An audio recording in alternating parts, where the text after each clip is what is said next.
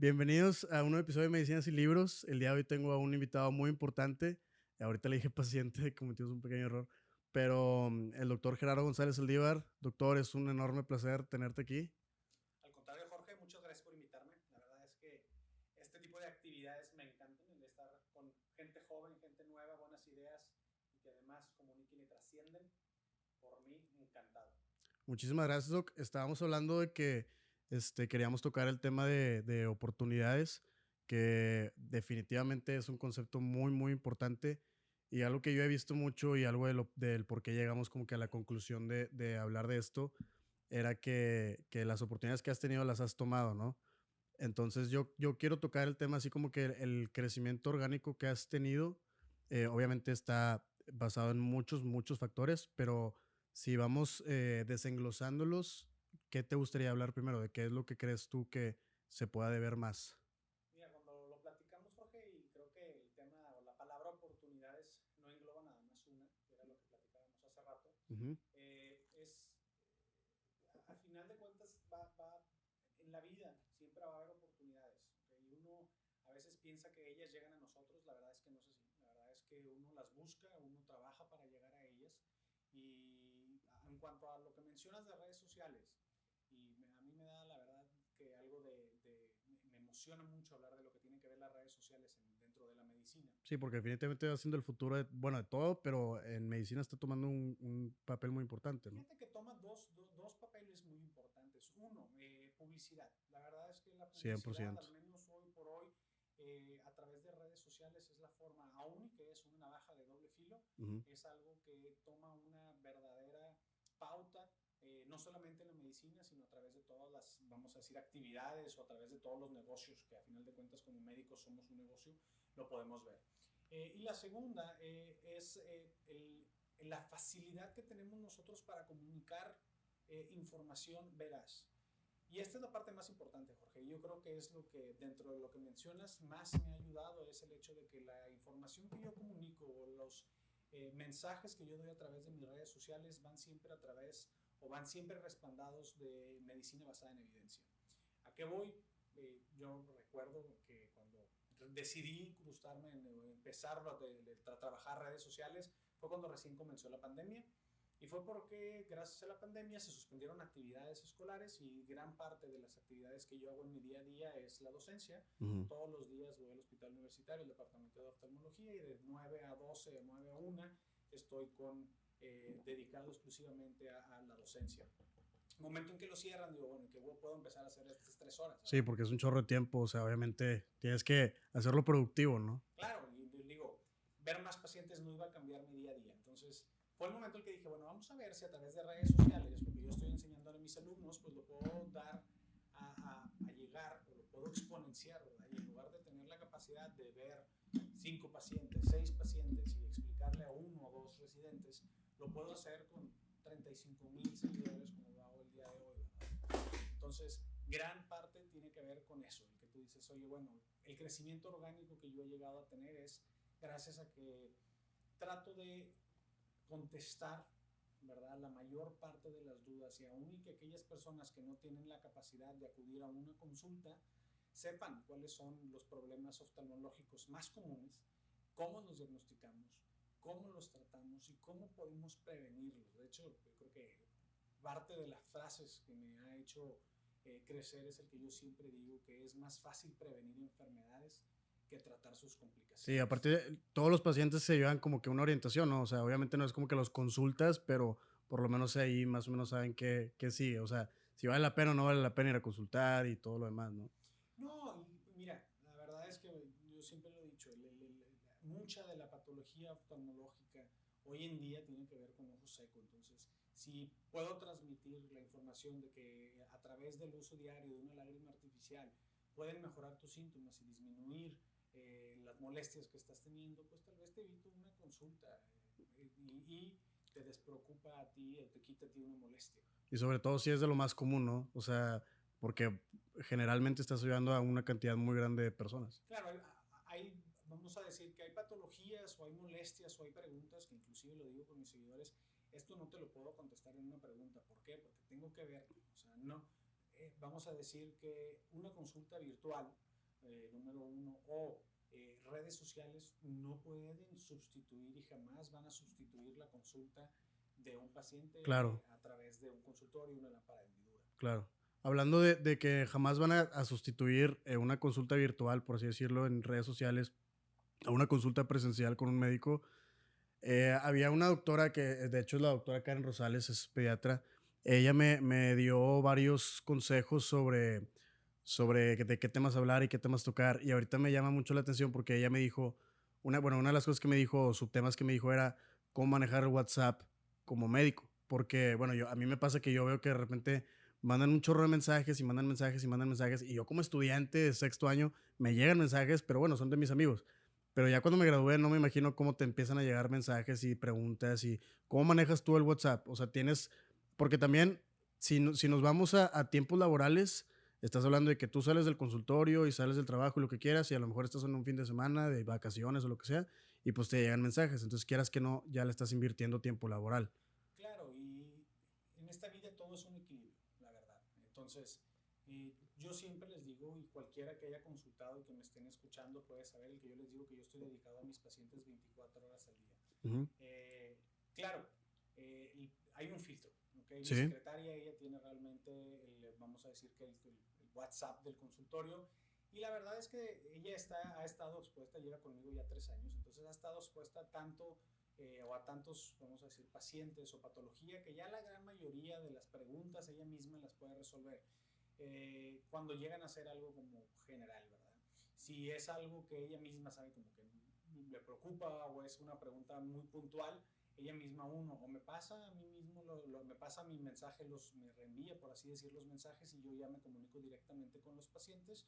O cuando veo que es un paciente que puede llegar a tener dudas, pacientes postoperatorios, pacientes, yo les doy mi número personal. Es rarísimo, yo te puedo decir, que yo tenga o esté contestando, vamos a decir, WhatsApps a pacientes. Claro, hay quienes sí, hay quienes no, hay pacientes más demandantes, no por eso lo hace diferente ni lo hace mejor. Yo trato de contestar todas las dudas al momento de mi consulta. Ujú. Creo ser muy específico, con todos me tomo el tiempo que ellos requieran.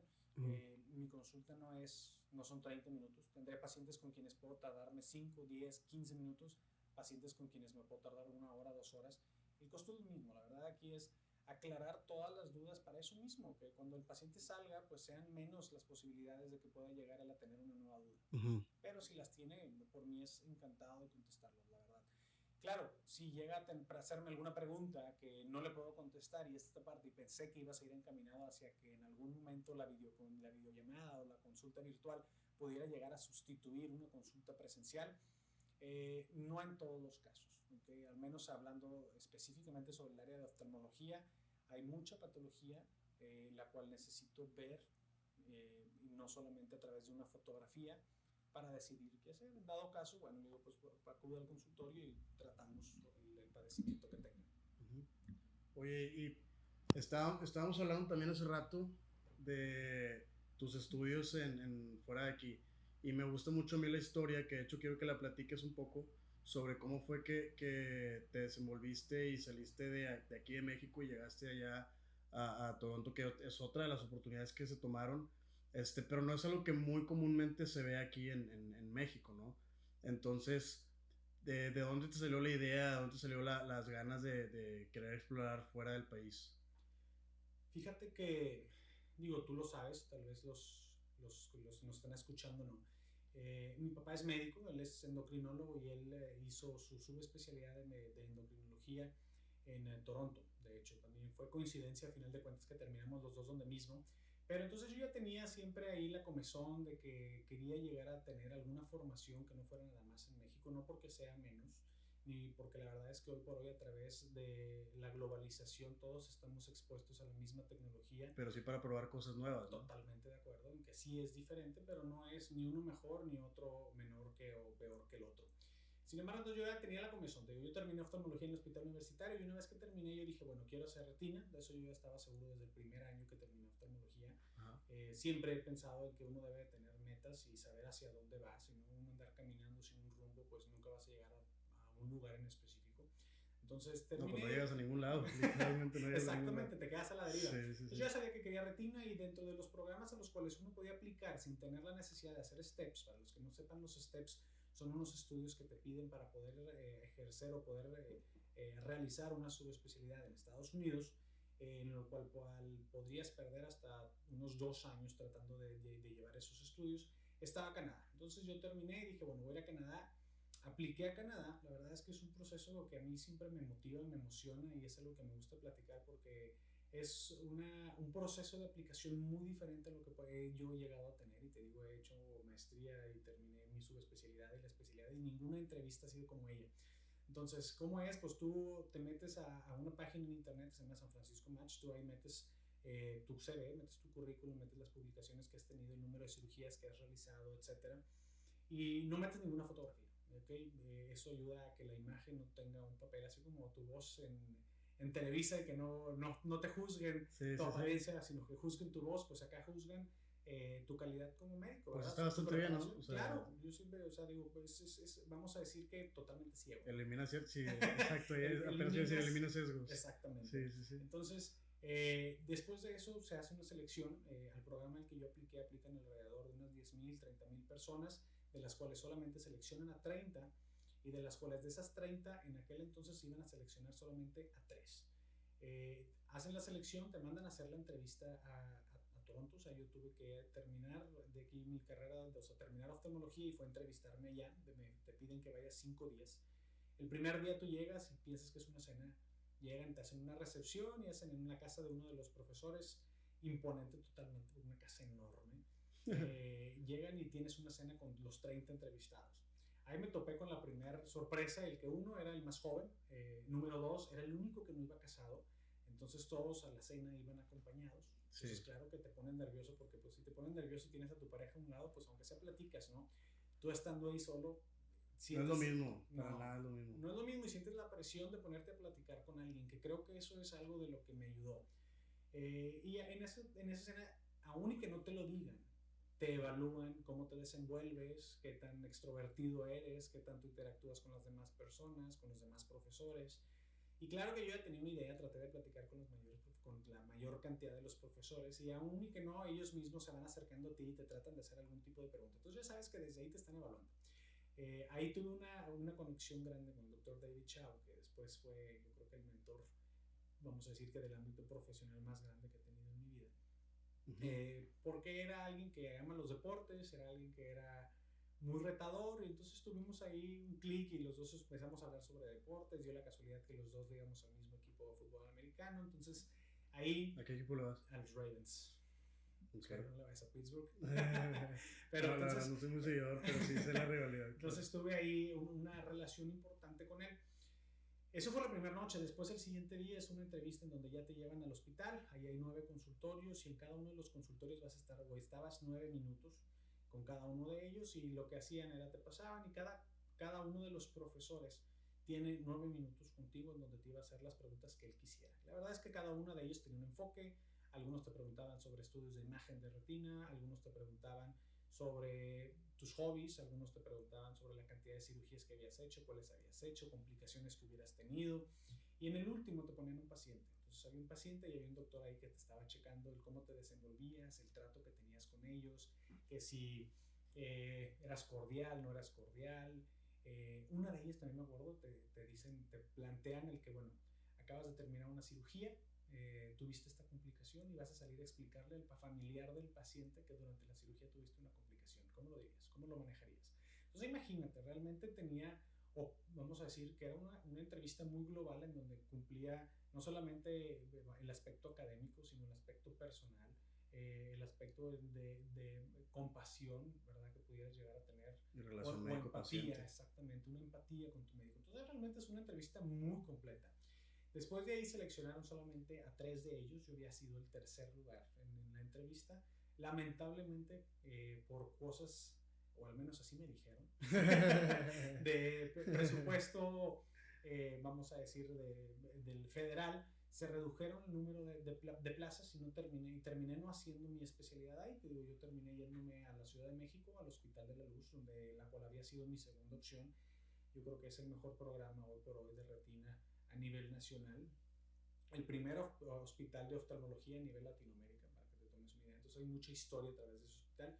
Y ahí terminé, y lo que le decía a Jorge, y yo creo que fue por la razón por la cual decidió colocarle o ponerle al capítulo del día de hoy oportunidades, fue que 3 años después de que tuve esa entrevista, fui a un congreso en Estados Unidos, en Boston, y veo pasar al doctor David Chao.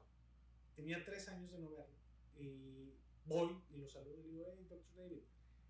Voltea y me dice, cierra los ojos y como me acuerdo que eres, pero no me acuerdo al mismo tiempo, ¿no? Sí. Ya le dije, soy mexicano, me entrevisté contigo. Me dijo, claro, hace unos años te entrevisté, exactamente. te entrevistaste, ¿qué has estado haciendo? ¿Cuáles son tus planes? ¿Qué ha sido de tu vida? Y ya le dije, no, pues voy terminando mi especialidad de oftalmología, de retina, perdón, mi subespecialidad de retina, terminé haciéndola en México en tal programa. Y dijo, claro, ahí conozco al doctor Wikil, el doctor Abel, que son profesores que están en mi programa. Y me dice, ¿cuáles son tus planes? Dije, bueno, ya ahorita terminé, tengo el plan de irme al hospital Moorfields. En aquel entonces, estoy hablando hace 3 años, me habían aceptado para hacer una rotación de telemedicina y retina médica en el hospital Moorfields en Inglaterra. Y me dice, ¿y cuándo te vas? Digo, en septiembre. Me dice, bueno, ¿y qué vas a hacer? Marzo, fue el congreso. Me dice, de marzo a septiembre. Le dije, la verdad, no tengo idea, yo creo que voy a estar en México. Ya me invitaron a ser profesor en el hospital universitario, creo que voy a estar ahí esos 6 meses en lo que me voy.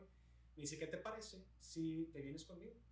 Hacemos una rotación de 3-4 meses, te vienes conmigo, hablamos, o vamos a decir, te enseño todo lo que tiene que ver con cirugía macular, y sirve que lo aproveches. Y dije, va, me parece. Entonces ahí es donde les digo que las oportunidades, aún y que llegan, no llegan, uno va y las busca. Si yo no hubiera ido a saludar al doctor, pues era una puerta cerrada. Lo ves y dices, mira, es una persona importante hablando de retina a nivel internacional. Pues nada, pierdo con ir a saludarlo. ¿Se acuerda o no se acuerda de mí? Pues no hay problema, claro, ¿verdad? Mira, y si no se acuerda, pues le dices, o sea. Como dijo Maradona, ¿no? Él no ya lo tenés. Acércate. Entonces, claro. Fui con él y después de eso fui a la rotación. Estuve con él y me acuerdo mucho porque yo creo que ha sido un parteaguas en mi formación académica. El que después de una semana de estar viendo pacientes con él y entrando al quirófano, me dice, oye, Gerardo, quisiera ver si en la noche podemos platicar. Dije, sí, pues claro. Si quiero comentarte algunos aspectos o darte algunos como comentarios.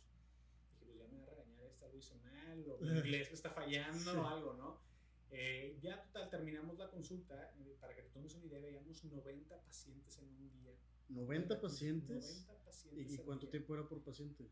La verdad es que la medicina americana es muy diferente a la mexicana. Sí, 100%. Entonces, realmente nos tratábamos 5 o 7 minutos por paciente. Los pacientes exigen estar poco tiempo. No hay una relación médico-paciente como la que hay aquí en México. Es muy diferente. Como que nada más llegan y quieren que les resuelvas el problema. ¿Qué tengo? ¿Cómo me tratas? Adelante. Okay, eso es prácticamente. Son muy rápidas las consultas allá. Ya terminamos la consulta y me dice, vamos a platicar. Entonces me dice, oye, fíjate que he visto cómo te has estado desenvolviendo en quirófano, he visto cómo te estás desenvolviendo en los pacientes, puedo leer a través de ti y veo que eres una persona que no se va a sentir feliz estando en la retina médica. Dice, la verdad es que yo te veo y eres una persona muy movida, eres una persona que me dijo, you think of the box, o sea, piensas afuera de la caja, ves cómo solucionar los problemas. Y dijo, eso lamentablemente es una persona quirúrgica. Y digo, lo siento por los gastos que están en mi casa, pero me dijo, los que solucionan problemas son generalmente personas quirúrgicas. Claro. Entonces, me dice, tómalo esto con mucha reserva, me gustaría hacerte una propuesta. Me digo, solamente lo he hecho una vez en mi vida con el doctor André Maya, excelente cirujano de Brasil. Me dijo, quisiera hacerte la misma propuesta. ¿Qué te parece que te quedes conmigo? En lugar de los 3 meses vamos a ampliar esto a quedarnos 1 año y los 3 meses que ya tenías, o sea, 1 año y medio, en donde vamos a hacer solamente cirugía y patología macular. Y igual volvemos, una oportunidad. Dices, tómalo, déjala, y dices, oye, bueno, se vuelve a abrir el caso. Pero es que en este caso, o sea, estamos de acuerdo en que las oportunidades no solo llegan, a veces llegan o a veces no llegan, pero tú vas y las consigues, ¿no? En este caso tú fuiste y la conseguiste. Pero también estabas listo y preparado para afrontar la oportunidad que te estaba viniendo. Porque una cosa es que te caiga la oportunidad o que vayas y la pidas o la busques, pero si no tienes nada que fundamente que la vas a cumplir, pues no la vas a ver venir, Jorge. Si tú no eres una persona que estás suficientemente preparado, sea lo que sea y el ámbito que sea, no solamente en la medicina, tienes que estar siempre atento, siempre preparado para lo que llegue. Claro, 100%. En ese momento me lo hice y digo, ¿sabes qué?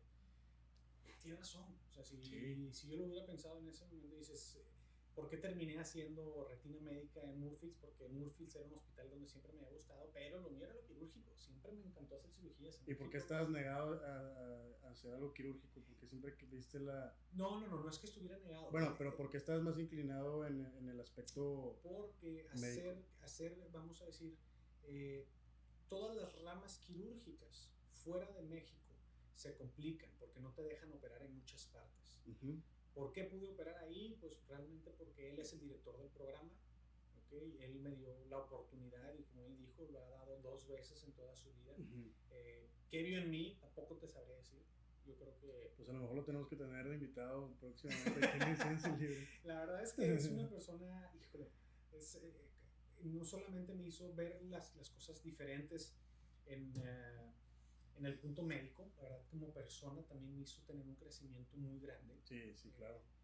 Me acuerdo porque comía con él, yo le digo que es mi otra familia, ¿verdad? O sea, es mi familia canadiense, él, Nancy, sus 3 hijas, tuve una relación muy estrecha con todos ellos. Uh-huh.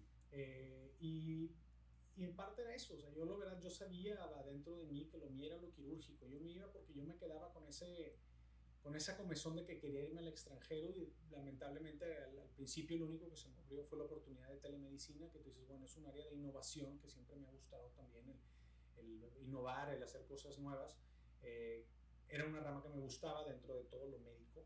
Sin embargo, el que me haya dado esta oportunidad, yo me acuerdo, lo hablé con él en ese momento con mi papá y dije, oye, me está ofreciendo esto, me dijo, tómalo. Me dijo, es lo que siempre has querido, estás en un lugar de primer mundo, vas a tener una relación directa con una persona que está muy adentro de lo que tú haces, que es rutina. Y va, y aparte la innovación en el área quirúrgico, claro que la ibas a explotar. Digo, la estás explotando, pero no era como que, ay, voy a sacrificar esto para dedicarme ahora a esto, ¿no? Sí, y te voy a ser honesto, la verdad es que yo no estaba tan metido en el área de innovación hasta estar con esta persona. Esta persona es de esos cerebros que están trabajando 24 horas al día, siempre está trabajando y él ve algo y ve la forma en la que puedas perfeccionar. Todo en esta vida es perfeccionable. Sí. No hay nada que sea perfecto, todo tiene algo en lo que alguien pueda hacer algún movimiento, hacer algún pequeño cambio y obtengas mejores resultados, más económicos, más rápidos. Hay muchas áreas en donde podemos buscar más eficiencia. Exactamente, ser eficaz. De hecho, esa es su palabra, eficacia. Siempre decía, hay que ser eficaces, resolver los problemas a la primera y de la manera más rápida posible para nuestros pacientes. Entonces yo de ahí tuve la oportunidad y estuve rotando con un mes, con él 1 año y medio.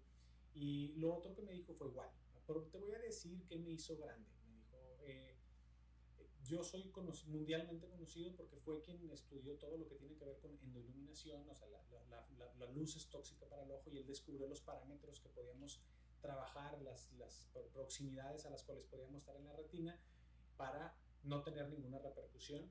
Y él me dijo, búscate un tema que va a parecer aburrido para ti y trata de sacarle el mayor provecho. Y en ese momento fue cirugía 3D.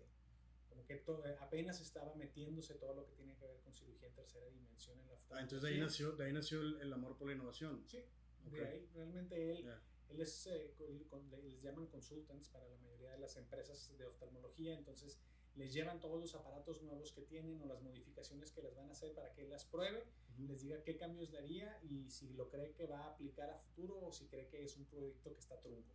Y prácticamente hay pocos en el mundo en donde se los llevan y les llaman Key Opinion Leaders, entonces ellos toman las decisiones de hacia dónde se va a ir moviendo lo tecnológico, al menos en el área de retina. Entonces yo estaba expuesto continuamente a innovación. Y aparte tienes como spoilers. Bueno, después de problemas técnicos, ¿de qué estábamos hablando? De que... Sobre la innovación, de ahí nació, sí, te digo, todos los jueves del quirófano estábamos expuestos a nuevas herramientas y realmente fue lo que me motivó también. Ya me acordé que también que era como los spoilers que tenía, ¿no? De que o sea, como él los probaba, entonces tenían con anterioridad o sea, sabían bien qué es lo que venía para después, ¿no? Claro, ya sabíamos a qué o hacia dónde iba a ir, qué cosas, o como te digo, qué proyectos iban a seguir adelante y qué proyectos iban a quedar truncados. Claro. Y la oftalmología le estaba, vamos a decir, apostando mucho a la cirugía 3D y decidí meterme a eso, decidí darme la oportunidad, regresamos lo mismo, en donde dice, ¿sabes qué? Es algo que me saca totalmente de mi zona de confort. tú me hubieras preguntado, oye, bueno, ¿y qué sabes de 3D hace 3 años? Yo te hubiera dicho, bueno, pues tiene que ver con un lente de color rojo y el otro azul, y pues ahí ves también como que se asoma, ¿no? Pero hay toda una ciencia detrás de ello, de cómo funciona ya lentes polarizados, lentes que tienen que ver sistematizados. Ajá. Y me metí a fondo a sacar de una manera objetiva y demostrar que la cirugía hecha en tercera dimensión te da mejores parámetros visuales que haciéndolo en una segunda dimensión. Y yo creo que eso fue lo que tuve. Todos vamos a decir que ahorita todos los parámetros que se usan a nivel mundial para operar en tercera dimensión están basados en las publicaciones que tengo con el doctor David Chow, con base a los estudios que hicimos, para que todo el mundo hoy por hoy esté convirtiéndose, o vamos a decir translational medicine, convirtiéndose a empezar a operar en tercera dimensión, ya no como algo a futuro, sino como algo que ya es un hecho. Ya es un hecho. Hoy por hoy aquí en Monterrey opera en tercera dimensión, así de fácil lo pongo. Fíjate que te voy a contar una pequeña historia aprovechando, hablando de innovación. A mí me gusta mucho una historia que siempre me cuenta mi papá y que lo voy a contar como un spoiler porque de hecho espero tenerlo próximamente aquí como invitado también. Que es cuando él, y volvemos a las mismas oportunidades de hecho, cuando él estaba en Ciudad de México haciendo gastro, allá en el Instituto Nacional de Nutrición, él le enseñaron mucho la endoscopía terapéutica, vaya, hizo gastro y la endoscopía, ¿no? Pero antes no se hacía mucha endoscopía terapéutica, era endoscopía diagnóstica más que nada. Entonces no se hacían colangios, las ligadoras de vasos, todo esto era muy poco común. Y de hecho aquí en Monterrey las CEPRES no se hacían por miedo a que los pacientes hicieran pancreatitis. Entonces, pues mi papá lo aprendió allá en Ciudad de México y viene a Monterrey y con él y con el doctor José Alberto González empezaron con las CEPRES aquí en Monterrey, con la endoscopía terapéutica aquí en Monterrey, y de ahí pues fue crecimiento orgánico. Entonces, de nuevo, oportunidades, innovación, y pues juntos se fue desarrollando una historia bastante buena. Entonces que es como que lo que estás creciendo tú ahorita con ello, con la innovación, con lo de 3D y todo esto. Y también te quería preguntar, ¿cómo es el futuro de la medicina tú siendo un doctor joven? O sea, siendo alguien que relativamente hace poco acaba de graduarse, ¿cómo crees que se va a dar todo? ¿Crees que va a seguir igual? ¿O qué áreas de oportunidad crees que son las que más se pueden explotar en lo que viene? Fíjate que es una pregunta muy amplia, por muchos aspectos que pudiera llegar a cubrir. Ahora, la verdad es que si tú me preguntas como médico joven qué son algunas de las recomendaciones que pudiera llegar a hacer, número uno es una medicina que es altamente cambiante, que cada vez, aún y que no se va despersonalizando, sigue siendo una relación en donde ya no es un patriarcado, ya no es el médico dice, el paciente hace. Yo creo que hoy por hoy el trabajo del médico es hacer el diagnóstico, pero además de hacer el diagnóstico es plantear las opciones terapéuticas que tenemos y en conjunto, tanto el médico como el paciente, llegar a una opción terapéutica. Claro, el paciente está tomando una decisión lo mejor informado que se puede. Sí. ¿Okay? Entonces es muy importante tener una comunicación muy buena con tus pacientes. La verdad es que yo creo que la parte más importante es la comunicación y el que tu paciente entre y salga sin ninguna duda. Al momento no tenga ninguna duda de cuál fue su diagnóstico, porque lo típico es, llega un paciente y le preguntas, muy bien, ¿y qué tengo? Pues no sé, el doctor me dijo que me pusiera estas gotitas. Eso no puede pasar, eso no pasa en mi consultorio. El paciente que sabe, le dices, este es tu diagnóstico, te estás colocando estas gotas por esta razón, y lo que estamos tratando es esto, ¿verdad? O sea, el médico del paciente debe salir muy informado. ¿Por qué? Porque hoy por hoy, si tú te metes a internet, tú puedes poner a Google Medical, ¿verdad? Y llegar al diagnóstico que tú quisieras, pero no siempre es lo correcto, exactamente. Entonces, cáncer de pestaña. Entonces, muy importante el tener realmente muy informado al paciente. Número uno. Número dos, la verdad es que la publicidad ha cambiado drásticamente. Hace rato lo platicábamos. La generación anterior era muy dado a que realmente la forma en la que ellos se daban a conocer era a través de que tú hacías tu trabajo y el paciente al paciente, ¿no? De boca a boca, que le llamaban. Ahora yo creo que eso ha cambiado. Claro, la recomendación tanto entre médicos como entre pacientes. Estoy de acuerdo en que esa es una parte muy importante. Sin embargo, las redes sociales aquí es donde hacen un game changing. Realmente la viralidad que puedes llegar a alcanzar al exponer información veraz hacia los pacientes o hacia los espectadores o hacia los followers en Instagram es algo que cambia drásticamente. Hay quienes lo pueden llegar a ver de una manera muy informal y tal vez lo es.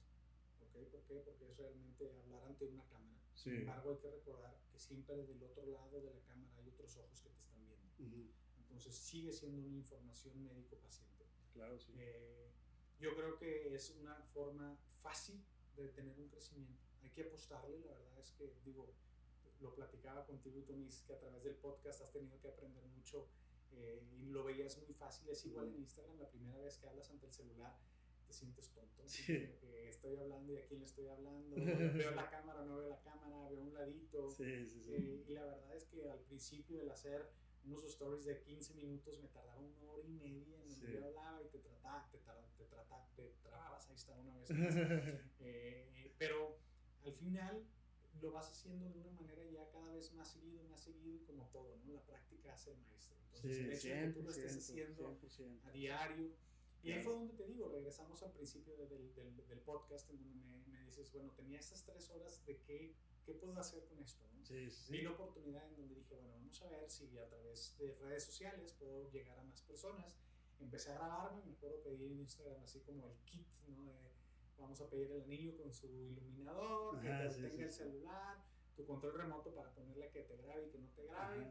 Y comencé, ¿no? Vamos a ver qué temas puedo hablar. Y la verdad es que la parte importante es comunicar para tú viralizarte y para tú llegar a tener un crecimiento orgánico. Por orgánico referimos a que tú no pagues a alguien para que te dé promoción, claro, sino que vamos a decir que el contenido que tú estás manejando es tan importante que me atrevo a compartirlo con alguien más. Es tocar los temas generales, los temas importantes, las dudas de todos los días, las gotillas de manzanilla, ¿sirven o no sirven? Los lentes con filtro azul, ¿sirven o no sirven? La miopía, ¿se detiene o no se detiene? ¿Tiene un tratamiento la miopía? Las preguntas que todo mundo llega a tener, ¿okay? Es tú contestarlas y contestarlas con una base científica atrás. ¿Para qué? Si alguien mismo o si alguien les llega a ver y sabe que le estás aclarando sus dudas, pues te va a compartir. Y ese que te comparta lo va a compartir con alguien más y ese con alguien más. Y entonces tienes realmente un crecimiento exponencial. Llevo yo 1 año y medio, platicaba contigo, pues fue 1 año y medio de la pandemia y te digo, empecé con 200, 500 followers, hoy por eso son tal vez 35 los que formamos parte de la comunidad 2020, ¿no? Y son un chorro, y de hecho eso que decías de la cámara, de que el pararte enfrente y el grabarte y todo esto, es algo que a mí me dijo una muy amiga mía, se llama Alma Lozano. Ella tiene también un podcast y una cuenta en Instagram y todo eso que se llama Alma y Psicología. Y ella, como tú dices, igual de información veraz, ¿no? Pero se graba en su teléfono y graba stories y lo demás. Y cuando yo le conté la idea del podcast, ella me dijo, practica la presencia en cámara, güey. Porque no es lo mismo, o sea, no es lo mismo que platicar las cosas así como las estás hablando. Y literal me paraba en el espejo y era, a ver, esto, no sabes lo que me costó el famosillo de que bienvenidos a un episodio de Medicina Libros. No sabía qué decir, o sea, no tenía ni idea de qué decir, de que, hola, soy Jorge. Pues no, ¿verdad? No sabía bien cómo enfrentarlo, pero hace rato tú me dijiste una frase, o sí, que es muy importante, que dice, enfrenta tus miedos, ¿no? Me dijiste hace rato, enfrenta tus miedos. Y mi miedo era ese, o sea, también de que el estar frente a la cámara y el estar hablando no es nada fácil. Y como tú dices, andas batallando, pero pues ahorita ya te desenvolviste y ya se cuenta que ni parece que hay una cámara enfrente de ti. Toda oportunidad, que es lo que platicamos, va a llevar a un cambio y a salirte de tu zona de confort. Entonces, si tú me dices, híjole, grabarte y estarte viendo y que primero tus amigos, porque al principio los 200, 500 amigos que tenías, pues eran, claro, era pura gente conocida, ¿verdad? Entonces, desde que empiezan así como que hasta a burlarse, ¿no? De que, hola, ¿cómo está en Comunidad 2020? Entonces, empiezo yo generalmente saludar a todos mis seguidores. Y todo el mundo llegaba y, ¿cómo está la comunidad? Pues, ahí está, ¿no? O sea, ahí están. Y la verdad es que lo otro es crear una interacción tuya con tus seguidores. Yo creo que 30, 45 minutos al día le dedico a tratar de contestar la gran mayoría de las preguntas a mis seguidores, las que pueden llegar a tener respuesta, ¿verdad? Llegan a ver a veces algunas en las que dices, no cuando te hablan para decirte que estás bien guapo. Eso tratamos de omitirlos, a veces nada más contestamos con otra carita, pero no más de eso. Pero la verdad es que el tú crear esa comunicación y que Sí, ellos sepan que 100%. te van a contestar, al principio era una emoción el que te preguntaran, hoy por hoy a veces es una emoción el hecho de que tú les contestes, no, híjole, no creí que me fueras a contestar. Claro. La verdad es que yo sí que tengo una relación muy estrecha con ellos, las dudas que llegan a tener trato de aclarárselas. Si llegan a tener, oye, es que tengo algún familiar que trato de ayudarle de todas formas. Oye, ¿sabes qué? No soy de Monterrey, pero me encantaría tal. Y dices, bueno, podemos tratar de hacer alguna videollamada para tratar de aclarar dentro de lo que pueda tus dudas. O me dijeron esto, mándame tus estudios y los veo. La verdad es que esto para ellos no lleva ningún costo. No, No pues simplemente es atención y exactamente. Es Hay que profesionalismo. recordar la esencia del médico, platicamos hace rato, dices, es tratar de ayudar, ¿sí me explico? Entonces, todo Ujú. lo que siempre esté dentro de nuestras manos, o al menos lo hablo desde mi perspectiva, en tratar de ayudar a mis pacientes o tratar de ayudar a mis seguidores, por mí encantado, ¿verdad? Oye, fíjate que de hecho hay por ahí una anécdota que nunca te conté, pero algo que tu papá siempre me decía, el doctor Gerardo González, para mí es el doctor Gerardo González. Tú le dices papá, pero pues, Bueno, sigue siendo el sí, doctor, sí, créeme. no, yo sé, sí, pero pues le dices un nombre diferente, ya con eso es muy distinto. Entonces, haz de cuenta que en lo que él nos platicaba, su grupo de discusión era que como estudiantes teníamos que tener muchísima atención con los pacientes. Y era como que estábamos practicando lo de las historias clínicas, perdón. Íbamos, le hacemos la historia, luego en clase de discusión las platicábamos, las discutíamos, vaya. Y después nos preguntaba el doctor, ¿y ya fuiste a ver a tu paciente? Y todos de que no, pues no. Pero ¿por qué no? Pues si es tu paciente, tú le hiciste la historia clínica, no, pues no lo he visto. ¿Y ya fuiste a ver cómo está? Ya fuiste hoy, ya te diste la vuelta para preguntar qué onda con él, de cómo sigue, si ya le dieron el alta, tienes una idea, cómo va con sus medicamentos, le preguntaste cómo se siente y todo, no. Y bueno, en ese momento punto que a lo mejor los comentarios te entran y todo, pero pues no es lo mismo cuando ya lo vives, que es lo que decíamos hace rato también. Y ayer, precisamente ayer, yo creo que encontré como que el verdadero propósito del MIP. Ya es que dicen de que, no sé, que función del MIP número 342, de que prender la luz o cambiar las diapositivas, algo así, ¿no? La típica. Pero ayer siento que descubrí el verdadero propósito del MIP porque no me considero el mejor de todos, obviamente no, para nada, tengo mis errores y lo demás y sigo trabajando en ellos.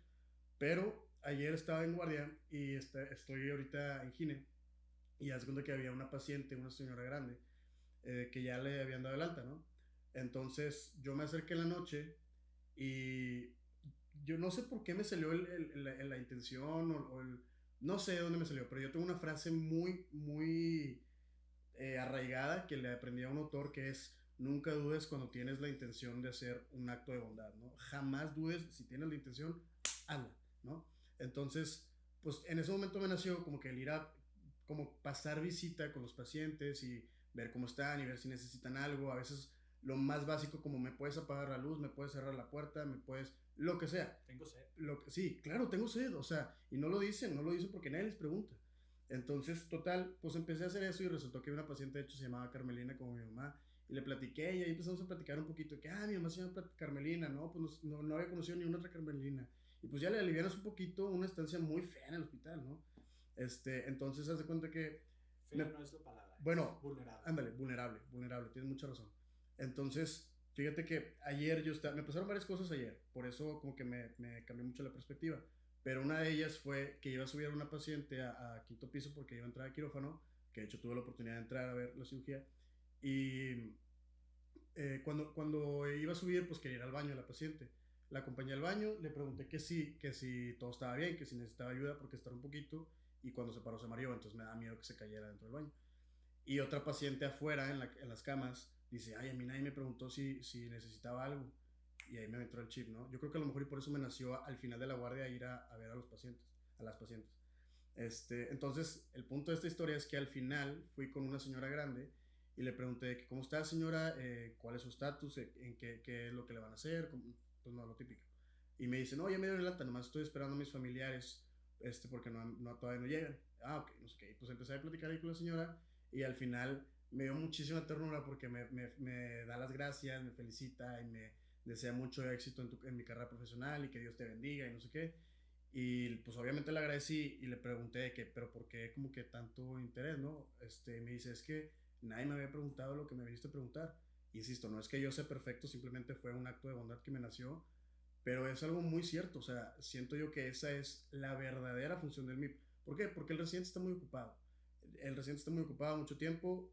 Yo espero que si en algún momento yo voy a ser residente como quiera, me dé el tiempo de poder atender así a mis pacientes. Mira, te voy a Pero, decir algo que le digo a todos mis residentes. dime.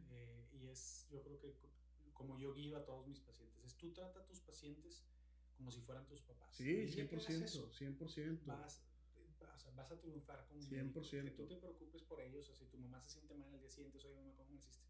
Sí. Oye mamá, sí, exactamente lo mismo. 100%. Paciente que operas, paciente que al día siguiente apenas en la mañana es mandar un mensaje, ¿cómo amaneciste? Todo bien, perfecto, te veo en la tarde. A mí que él ya tenga su cita en la tarde, a todos mis pacientes al día siguiente se le manda un mensaje para ver cómo amaneció, Sí.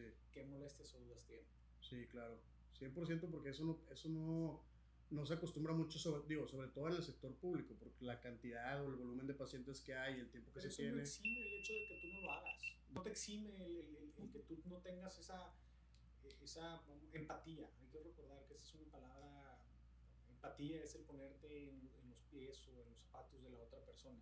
Entonces, por eso te decía que el hecho que tú hayas dicho esa estancia o ese periodo feo en el hospital no es feo, es vulnerable. Tú en el hospital, uno, estás solo. Sí, Dos, sí. estás desvestido, traes Sí, una bata nada más encima. Entonces, y encima estás estás quitando enfermo. todas tus armas, estás enfermo. Entonces, realmente el que tú llegues y lo primero que sé es cómo estás, cómo amaneciste. Es más, yo con todos mis pacientes, y te lo dije ahorita, todo paciente que entra en mi consultorio llega y lo primero que quiere hacer es sentarse en la silla de exploración, que es la silla que sube y baja en donde estamos en la lámpara de hendidura. Y lo primero que les digo es, no, pase primero, acabamos primero a echarnos el chisme y ya después lo paso a la silla. ¿Por qué? Es primero saber cómo es mi paciente, cuáles son sus hobbies, creas o no. Todo eso puede darte una mejor, darte a tomar una mejor decisión para qué es lo que busca el paciente, el saber realmente qué fue lo que lo trajo contigo, el saber, oye, no, pues mis hobbies son pintura, pues ya sabes que la mayoría de sus actividades van a ser actividad de visual cercana, entonces es bien importante siempre preocuparte por él, no es nada más, bueno, ya vi, tienes esto, te voy a tratar con esto, ¿sí me explico? Sí, 100%. Oye, por ejemplo, ahorita que ya está aumentando un poco el volumen de pacientes y todo esto, hablábamos hace rato de la pareja.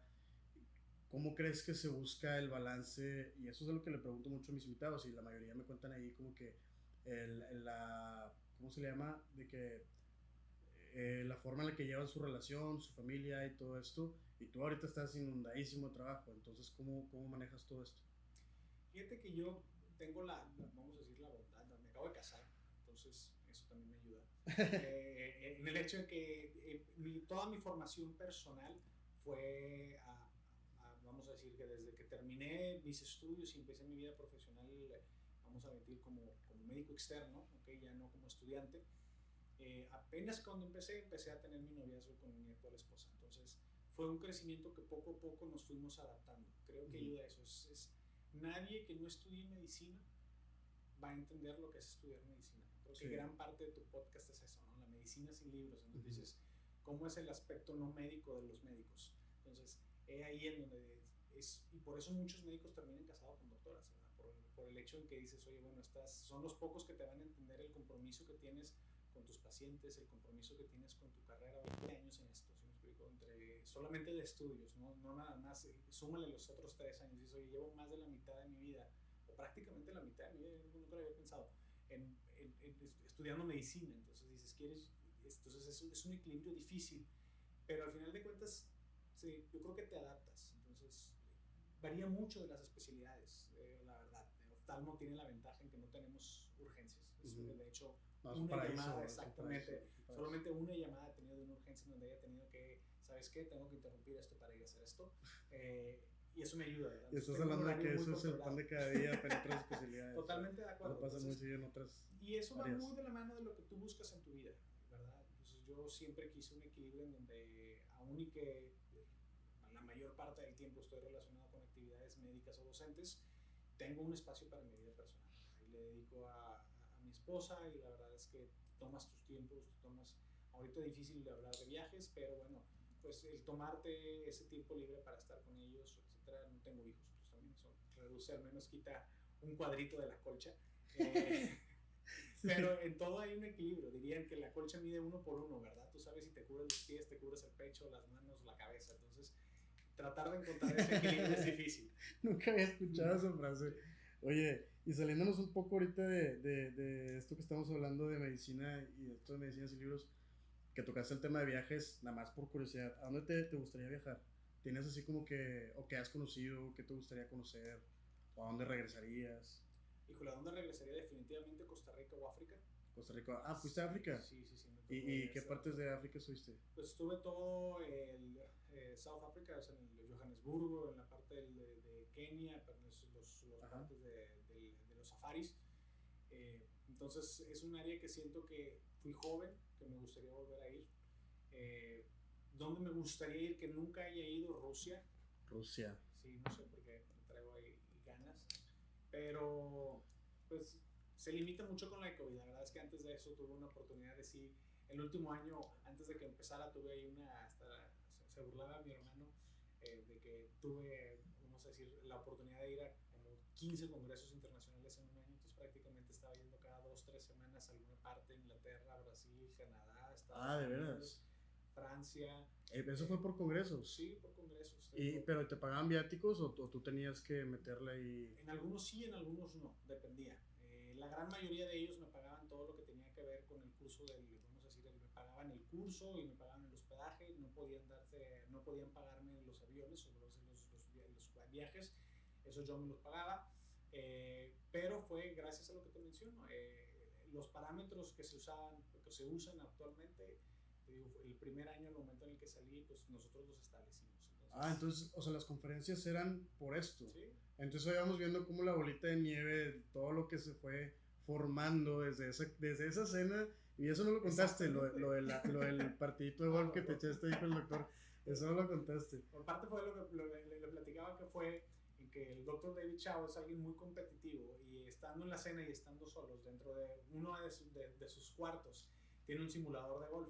Uno de sus cuartos. Sí, no, es enorme, te lo juro. Dentro de uno tiene, imagínate que en su casa hay un cuarto específico para un simulador de golf. Ajá. Entonces, terminando la cena, y nunca he jugado golf, nunca había jugado golf en mi vida. Después él me hizo que me empezara a vender un poco, y bueno, ya he estado un poco más, pero ahí fue la primera vez, y le dije, te puesto a que en el primer drive te llego más lejos la pelota que tú, y él como que me volteó a ver así con cara de que, a ver, ¿qué está pasando? De que no es cierto. Sí, o sea, para empezar, ¿qué está pasando? Ya me retaste. Golf, y ahí está difícil, ¿no? Sí. Y le estás hablando a alguien que tiene un cuarto que se dedica a jugar golf. Entonces se rió y me dijo, bueno, vamos a ver. Pero ya con eso es muy importante, y hace rato no te lo dije porque lo quería guardar así para el podcast, pero eso es muy importante porque ya estás rompiendo el hielo y ya estás empezando una relación en la que, como todos sabemos, el mundo se mueve mucho, obviamente es lo único, pero una de las cosas muy importantes, el mundo se mueve mucho en relaciones. Entonces ya le caíste bien. Si ya le caíste bien, ya la entrevista ya es mucho más fácil. ¿Sí me explico? O sea, como que ya vas empezando a desenredar todo esto que sigue, y eso te ayuda un chorro, me imagino. Sí, el clic que hice con él fue el hecho que 3 años después se acordara de mí, fue el hecho que después me invitara. Es la bolita de nieve. Exactamente. Y luego se acordó 3 años después, te invitó, y luego como te invitó te dio lo de lo 3D, y luego con eso publicaste, y eso te llevó a las conferencias, y probablemente en el futuro te va a llevar a otras cosas. Entonces definitivamente la bolita de nieve fue como que creciendo, y eventualmente pasó así. Claro, así es. Oye, ¿y qué te iba a decir? Entonces, total, ya regresas de Toronto y empiezas a consultar medicina privada. ¿Y qué fue lo que hiciste? ¿Buscaste un consultorio? ¿Cuál fue tu estrategia así como que para empezar ahora sí a trabajar en serio? Sí, yo ya tenía planeado, de hecho, desde los últimos 6 meses que estaba en Toronto, yo ya estaba empezando a hacer mi consultorio, ya sabía, yo me acuerdo a manera de risa, siempre quise tener mi consultorio en el Centro Médico Ávila. No me preguntes por qué. Desde que lo hicieron como que... Está muy padre el lugar, sí. Me gusta mucho la zona en la que estaba sencilla. Está bonito. Y entonces desde que yo estaba vecinos ahí de consultorio.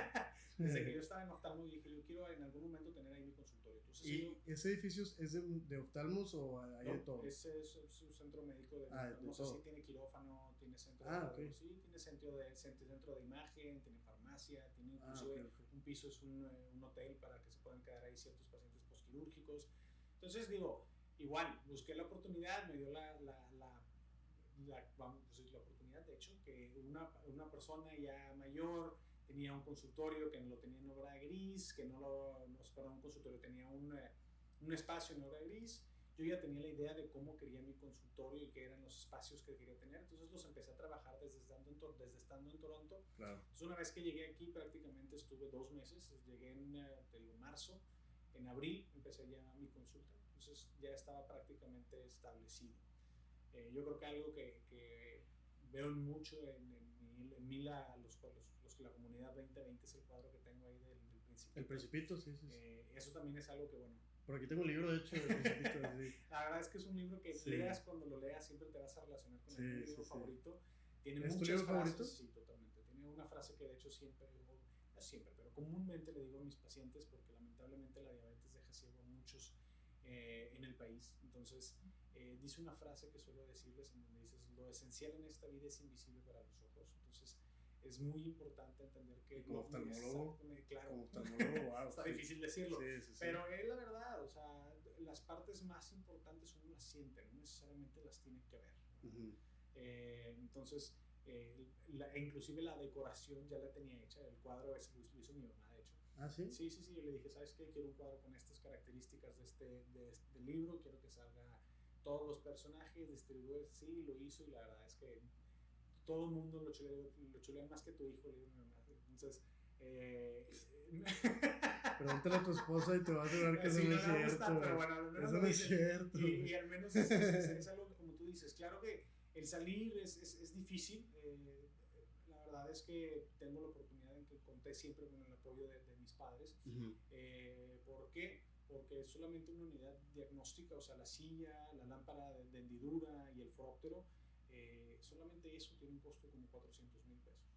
Sí. Entonces, saliendo nuevo, sin trabajo, tener la oportunidad de contar con ello, pues dices, úsalo. Entonces, realmente yo me acuerdo que llegué y los primeros meses, a todas las tías, la que quieras, todas, venga, de una vez, a los amigos, ven, a lo que fuera.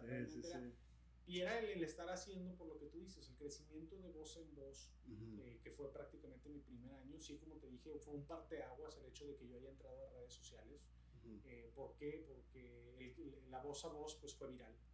Entonces, ahorita tengo pacientes no solamente de Monterrey, pacientes de Estados Unidos, pacientes de Canadá, pacientes, tengo una paciente de Holanda, pues, que llegó a venirse porque allá le salía, era muy costosa la cirugía y para acá es más barato, entonces vino y se operó aquí con nosotros, conmigo, y se regresó a Holanda. Entonces, ¿qué te da la oportunidad? El viralizarte. 100%. El llegar a más personas, oye, le das la confianza a ellos. Entonces, sí fue un parteaguas el haberme incursionado en el mundo de las redes sociales. En oftalmología yo creo que hay prácticamente, no quiero decir que nadie, pero muy pocos los que estamos dentro de esto.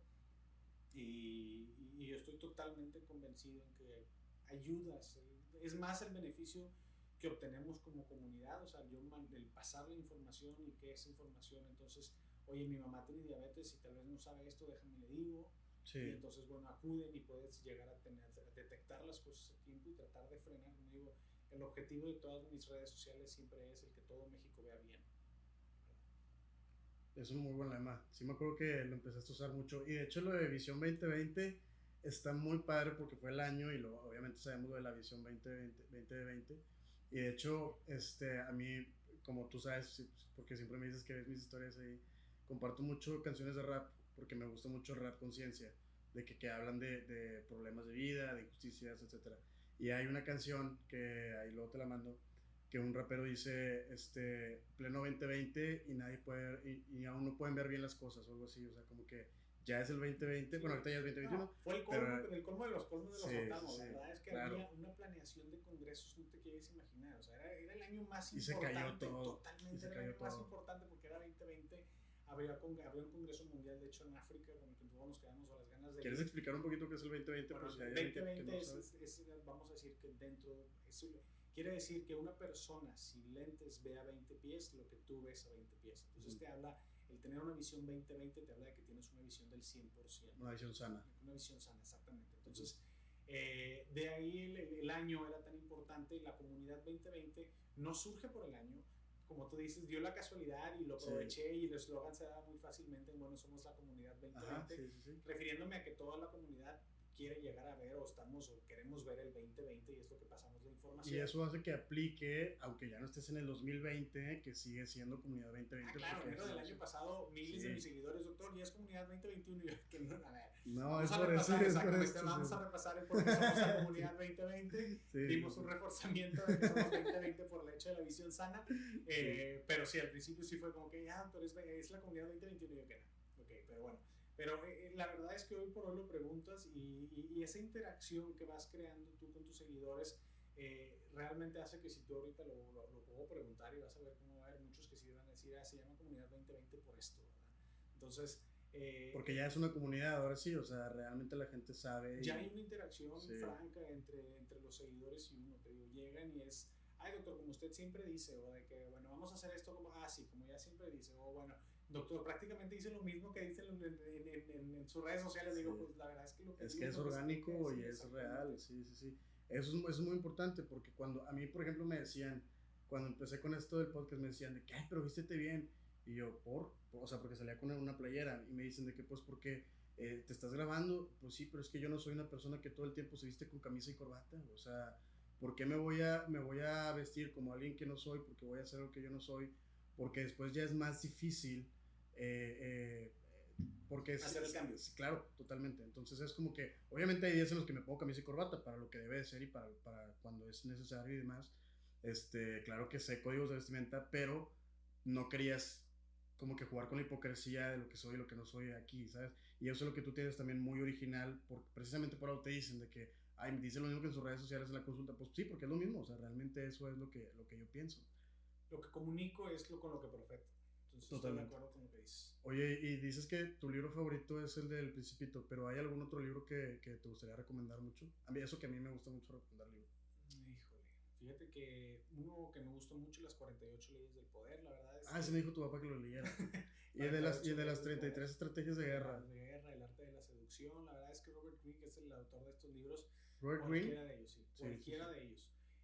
Uno que de hecho me recomendó y después también me hice... El de cómo influenciar a las personas. Fanático. Fíjate que ese, sí, lo he leído. Pero también es de él, ¿no? También es de Robert Greene. ¿No es de Robert Greene? No, estoy seguro que no. Pero también fue recomendación de él, sí. Malcolm Gladwell, sí. El de Outliers es un libro excelente, sí. De hecho, ya lo cité aquí alguna vez. Si no han leído el de Blink. El de Blink tiene que ver exactamente con lo que tú dijiste hace rato. ¿Qué cosa? Blink es esas respuestas o esos sentimientos que dices, es que no sé por qué. Realmente que tú creas que no es un no sé por qué, hay toda una ciencia detrás en donde sí hay un no sé por qué, y son esos pensamientos de un parpadeo, tomas la decisión, dices, llega un momento, tienes esto y esto, dices, ¿y por qué decidiste hacer eso? No sé. Y ahorita lo descubrí, de hecho te diste cuenta que como que pensándolo descubrí que al final me salió, o sea, al final de la guardia me salió porque le pregunté a la señora que si no se iba a caer, porque genuinamente me preocupó que se cayera, y otra señora dijo, a mí nadie me preguntó eso. Y luego también más atrás de lo que tu papá nos decía de que vayan a ver cómo están sus pacientes, o sea, que se note que les interesa, ¿no? Entonces sí, como que vas ahí encontrando. Y se llama Blink así como que, de que Blink of an Eye, o sea, entonces te quedó súper bien a ti de oftalmo. Entonces también tiene, Tipping Point, es otro también igual de Malcolm Gladwell, y se habla también de lo mismo, como todo se va preparando hasta que llega un momento. El ejemplo que ponen típico de ese libro es el momento en el que tú vas caminando en una calle y ves una casa abandonada y está todas las ventanas bien. El primero que tire la piedra y rompe la primera ventana va a hacer que todos los que empiecen a pasar después de él empiecen a agarrarlo y empiecen a romper todas las ventanas. Esa fase de ebullición en que se están preparando las cosas a que haya un cambio grande. Eso es el tipping point. Entonces, es igual, son teorías de pensamiento. ¿Y ese es otro libro? Igual. ¿Y el de Blink también es de Malcolm Gladwell? Sí. Outliers, Tipping Point. El de Outliers, de hecho, menciona algo que era de lo que tú estabas hablando, y ya lo dije aquí alguna vez, que es el hecho de que muchas personas que tienen éxito, que yo te considero a ti una persona que está teniendo éxito, gracias. Independientemente, ya no quiero hablar de definiciones de éxito porque es otro tema, pero lo que quiero decir es que ese libro dice que mucho depende del entorno. Entonces, por ejemplo, tú dices que tuviste el apoyo de tus papás, sí, pero lo que hiciste con el apoyo de tus papás y después el crecimiento, ya como tú, como profesionista, eso es algo que ya es tuyo, o sea, eso lo hiciste tú y aprovechaste otra vez las oportunidades que te llevan a llegar a donde estás, ¿no? Entonces eso 100% es muy como que se asemeja mucho a mi forma de pensar, Y a ti te gusta mucho también de que todo esto de personal growth y mindset y todo esto, de que este tipo de libros y así, a mí me encanta. O sea, eso es lo que yo siempre leo, literal.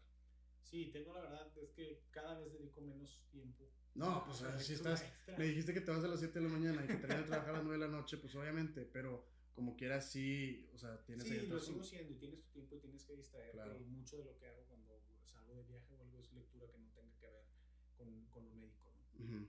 Oye, y ya para terminar, porque ya llevamos una hora, no me di cuenta que llevamos una hora, pero me gustaría saber por qué oftalmo. Hay muchas personas que van a, espero que sigan viniendo aquí y de distintas especialidades. Como te conté hace poco, pregunté ahí en Instagram qué especialidad quiere la gente y hay de todo. Y me gustaría como que tocar así un pedacito con la gente que viene. ¿Por qué oftalmo? ¿Qué es lo que más te gusta? ¿De dónde salió la idea? Mira, Jorge, el único problema de contestarte esa pregunta es que vas a terminar haciendo oftalmo. Ahí te va, porque a mí me gustan todas las especialidades. O sea, yo llevo una materia y, pero mira, y siempre digo quiero hacer esto. Te lo pongo en la mesa. Ya una vez que te y si hago oftalmo, voy a ir a trabajar contigo. Vas a ver que una vez que termine diciendo, me dices, son muchas las ventajas. ¿Por qué volteé a ver oftalmo? Esa es la pregunta. Esa es, yo creo que la única desventaja, para antes de que contestes, la única desventaja que yo le doy a oftalmo es que es de las que más te pide calificación en la... Pero por algo es. Por algo es, exacto. Precisamente por algo es. Entonces, el estilo de vida que se lleva y todo. Bueno, mejor contéstalo tú, ¿no? Porque pero entonces, yo creo que ahí la pregunta, o al menos lo que hizo, es ¿por qué volteé a ver oftalmo? Porque estoy convencido de que todos los que nos están oyendo, salvo de aquellas personas que usen lentes o hayan tenido algún problema en sus ojos o algún familiar cercano con ello, van a pensar que lo que hacemos los optometristas o los oftalmólogos es lo que hace un optometrista, que de hecho tengo un TikTok de eso en donde dices, ¿qué hacemos los oftalmólogos? Y piensas que nada más estamos uno o dos, este o este. Entonces, sí. Realmente eso que sí lo haces también. Pero eso es un pedacito. Yo sé. Realmente lo que hago. Mucho de ellos ahorita ya lo hace mi optometrista. Entonces, el por qué volteé a verlo realmente fue un consejo de mi papá. Me dijo así como que, oye, deberías de pensar en oftalmo. Volteé a verlo y creo que es una especialidad en la cual hay un equilibrio muy bueno en tu vida. Y al principio dices bueno. Pero es que él se basa, si vas a hablar con una persona sobre llevar una buena calidad de vida, definitivamente es tu papá. O sea, entonces, obviamente le hiciste caso. Bueno, fíjate que antes de hacerle caso, te digo, dije, bueno, yo ya quería, yo sabía que iba a rama quirúrgica. Yo no estoy hecho para estar sentado atrás de un escritorio como tal vez muchos de los médicos internistas. Entonces dije, bueno, voy a echar la oportunidad. Y las vacaciones de tercer año de medicina, yo terminé y tenía 2 meses y pedí la oportunidad en el hospital en que me dejaran ir a rotar al hospital para ver pacientes. Primer paciente que llega, primer paciente que me siento, hay algo que tenemos, algo que se llama un espía, en donde ¿qué es eso? Lo que yo estoy viendo a través de la lámpara de hendidura, tú te acercas a un lado de ello y lo ves. ¿Qué es una lámpara de hendidura? Ese es el aparato que usamos para poder ver el ojo. ¿Okay? Cualquiera que haya ido a un oftalmólogo es donde colocas la barbilla y pegas la frente. Entonces yo veo qué es lo que está viendo el oftalmo y me acuerdo claramente el momento en el que prendió la luz y a través de esa magnificación yo veo cómo se cierra la pupila. Que me empecé a reír. De esas que tú dices, de esas que hay una emoción que es tanto que te da risa. Y hizo eso que me volteé a ver al doctor y me dijo, ¿qué está pasando? Y le dije, es que se ve increíble. Y ese momento fue en donde dije, ¿sabes qué? Esto es lo mío. Me encantó. Además de que el oftalmo siempre se ha caracterizado por ser punta de lanza, así, porque es en cuanto a tecnología, o sea, te puedo postar, como te digo, ya hoy por hoy nosotros operamos en tercera dimensión. Todo lo que se habla sobre la paroscopía, pues antes hizo la arquitectomía, lamento informarle a los cirujanos. Entonces, realmente es toda la tecnología que se usa mucho, usamos láser, usamos mucha tecnología y lo que más me gusta es que hay un equilibrio entre quirúrgico y consulta. O sea, si tú te vas a una rama quirúrgica plena como cirugía, pues prácticamente es operar y ver a tu pre-consulta y tu post-quirúrgico, ¿no? En la oftalmología no. En la oftalmología es un mundo, Jorge, ¿no? O sea, es realmente, como te digo, nosotros diagnosticamos, nosotros tratamos, nosotros rehabilitamos, nosotros todo lo que tiene que ver con eso. Y el tratamiento es médico y es quirúrgico también. Exacto, o sea, 70-30. Yo creo que el 70% de la patología oftalmológica es quirúrgica, un 30% es no quirúrgico. Entonces, tenemos relación con la medicina interna, tenemos relación con todas las patologías que tú me quieras llamar. Lo que dicen de que el ojo es la ventana al cuerpo, al alma, es verdad, pero no es al alma, es al cuerpo. Pacientes con diabetes, pacientes con hipertensión, pacientes con artritis. Dime la enfermedad que quieras y te digo las manifestaciones oftalmológicas que tienen que venir con nosotros. Sí. Y no es una rama que tenga urgencias, o sea, hay un equilibrio en tu vida. Controlas tu tiempo. Claro, 3 años. 3 años de especialidad. Exacto. Entonces, y aparte te aventaste una maestría cuando estabas haciendo la especialidad. Bueno, ¿no? sí, yo hice, durante el mismo tiempo que estuve haciendo mi especialidad de oftalmología, empecé a hacer una maestría en lo que es Administración de Trabajos e Investigación Clínica, en un programa en línea de 3 años en la Universidad de Liverpool. Y eso es una de las ventajas que te da estudiar una especialidad como oftalmo. Claro. O sea, a lo mejor en otras. Tú sabes en qué aprovechas tu tiempo. Entonces, claro. Al mismo tiempo hice a la par, hice las dos. Y claro, fue lo que hizo que al momento que yo aplicara para hacer retina en Toronto, pues oye, dices, este tiene aparte una maestría, este aparte tiene publicaciones, sí, etcétera. Entonces, claro, la administración de tu tiempo es importante. Entonces, sí, ¿por qué hago eso? Además, nosotros no vemos sangre, lo más sucio que voy a llegar a tocar va a ser una lagaña. ¿Me explico? Entonces, realmente es como que hay un equilibrio entre lo quirúrgico y lo médico, hay un equilibrio en la cuestión del tiempo de tu vida. No hay un pico, si tú fijas, la mayoría de los pacientes quirúrgicos, ¿okay? Salen, van creciendo y luego llegan a un pico y luego van bajando. ¿Por qué? Porque ya llegó alguien más que hace algo nuevo, ¿no? En la oftalmología la ventaja es que en ese pico que tú alcanzas, si empieza a bajar, bueno, empieza tu consulta médica interna. Entonces es donde empiezas a ver tal vez lo no tan médico. Entonces es un crecimiento. Siempre trabajito. Exactamente. Siempre trabajo. Entonces, y la verdad es que, y eso es, yo soy sumamente observador. Eso es algo que siempre lo he visto. Me decís esto con esto y a pequeños detalles, son muy detallistas. Pues hay una frase que tú compartes que es la de el mundo entero puede ser tu maestro si eres buen observador, ¿no? Algo parecido. Sí, exactamente. O sea, todo va a depender de todo lo que tú estés viendo, es lo que tú vas a ir aprendiendo. O sea, si tú ves, tú aprendes.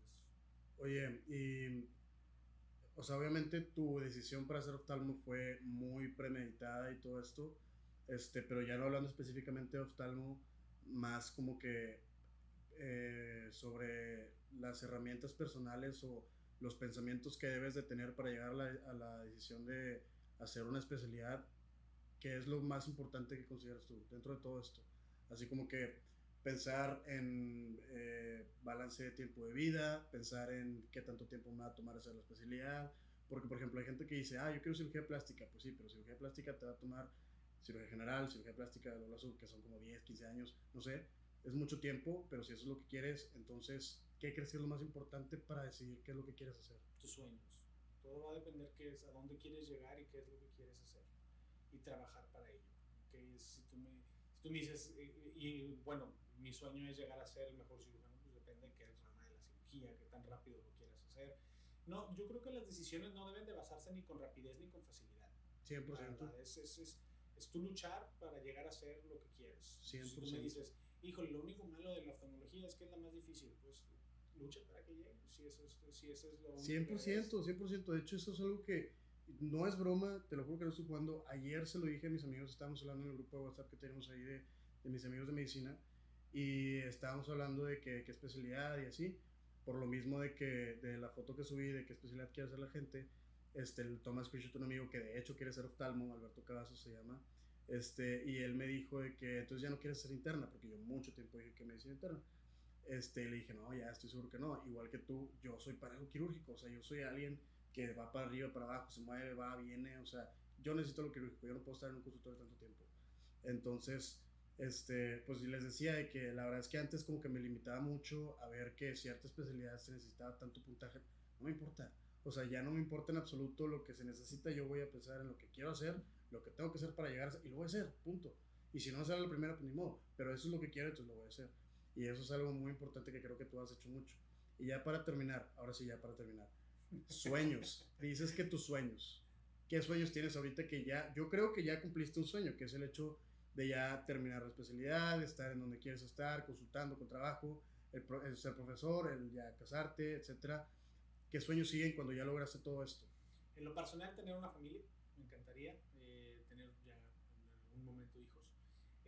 Lo segundo es algo que ya estoy trabajando, yo creo que es bien importante, como tú mismo dices, el entorno con el que estás y con quienes trabajas. 100%. Tengo ya, hace un mes abrimos un quirófano donde contamos con todas las áreas para poder diagnosticar, tratar, operar. Aquí en Monterrey son 2 pisos en un edificio en donde tenemos ya todo. Entonces, si tú me preguntas, ese es mi niño ahorita, ese es mi hijo. estamos trabajando en perfeccionándolo todo, pero ya esto es mi sueño, es ser que ese quirófano se convierta en algún momento en un instituto y hacer que realmente podamos tener ahí, diagnosticar, tratar y hacer realmente facilitar la medicina a todos, ¿verdad? El que todo el mundo pueda llegar a que vamos a decir, lo monetario no sea un impedimento para que puedas tú llegar a tener la atención médica que necesitas, exactamente, ¿verdad? Oye, y ahorita que me dijiste que me vas a convencer a hacer oftalmo y espero que se logre este instituto porque te va a llegar a pedir trabajo, yo creo. No, cuando quieras me decías que si uno de estos días puedes ir, encantado. A mí me encanta eso. Y hablando de oportunidades, quiero mencionar esto. Yo, como te dije, mucho tiempo estuve involucrado 100% en medicina interna. Digo, en mi casa es medicina interna, medicina interna, medicina interna. En la tuya me imagino que también fue algo muy parecido. Entonces siempre estuve casado y los primeros años de la carrera me cerraba a otras cosas. De plano me decían cirugía, esos ni saben. Lo típico que te dicen todos los internistas. Entonces, esos ni saben. Y pues te cierras, o sea, te cierras a otras cosas que te gustan. Los traumatólogos, hombre, esos son bien burros. Y no es cierto, o sea, bueno, a lo mejor, no te creas. No, pero saludos a Alejandro González que me está viendo ahorita. No te creas. Pero a lo que voy con esto es, que si no te cierras nunca a una nueva oportunidad, a una nueva, entonces puedes experimentar de todo. Y así como yo te dije, oye, ¿puedo entrar a una cirugía contigo? Me encantaría probar un poquitito del oftalmo. Y luego, no, pues que si estoy en guardias de gine, no me importa que no me guste gine. Si tengo la oportunidad de entrar al quirófano, voy a entrar al quirófano porque no me quiero cerrar a nada, me explico. Entonces esa es otra forma de tomar las oportunidades. Claro, o sea, acuérdate que la decisión, como diría mi papá, yo creo que ya lo mencionamos muchas veces, pero bueno. Son grandes ejemplos, o sea, tanto tu papá como mi papá, como los profesores en general, y no solamente los mencionamos a ellos, también mencionamos a otros profesores, son grandes ejemplos y eso es lo que nosotros tenemos, que nos pone la vara muy alta para saber qué es lo que queremos. Y bueno, personalmente yo digo que siempre lo he dicho, que si mi papá llegó con lo que tenía a hacer lo que hizo, entonces yo no tengo ninguna excusa para hacer el triple o el cuádruple. ¿Sí me explico? Entonces, definitivamente son ejemplos y obviamente los vamos a mencionar.